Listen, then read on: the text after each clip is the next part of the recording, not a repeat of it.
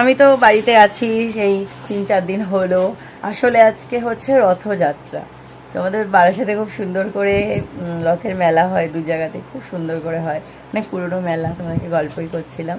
তো আমি তো এখানে আছি যেহেতু গপুকে নিয়ে এসেছি।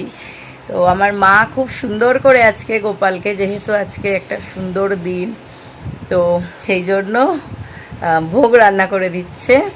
বেশ খুব সুন্দর করে তার সব একদম দেখাচ্ছি, দাঁড়াও ব্যাক ক্যামেরায় জোগাড় করছে। আমি স্নান করে সকাল সকাল বাড়ির যে দেবতা সবাইকে ফুল দিয়ে দিলাম। এগুলো সব আমাদের গাছের জবা, দেখো সব মায়ের কষ্টের ফল। তো সুন্দর করে কত জবা, এগুলো একটাও কিন্তু বাইরের জবা না। আর বাবা ওখানে ঠাকুরের ফুল কিনে এনেছে।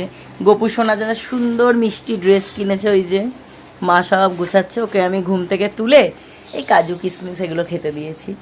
তো মা এখানে সবটা আয়োজন করছে, সব কাঁচ পিতল এক গাদা সব কড়াই হাঁড়ি সব মাজলো এখানে, এই সব রেডি করছে। প্রথমে পায়েসটা বসাবে, একটু পোলাও আর হচ্ছে পনিরের তরকারি আর হচ্ছে পায়েস দিয়ে গোপুসোনাকে পুজো দেবে আর পঞ্চামৃতে স্নান করাবে, সবটা করবে। আস্তে ধীরে রান্নাবান্না করবে, সব মাই করবে, ঠাকুরের রান্নাবান্না করে সব আজকে আমাদের বাড়ির দেবতাদেরও দেবে, গোপুসোনাকেও দেবে।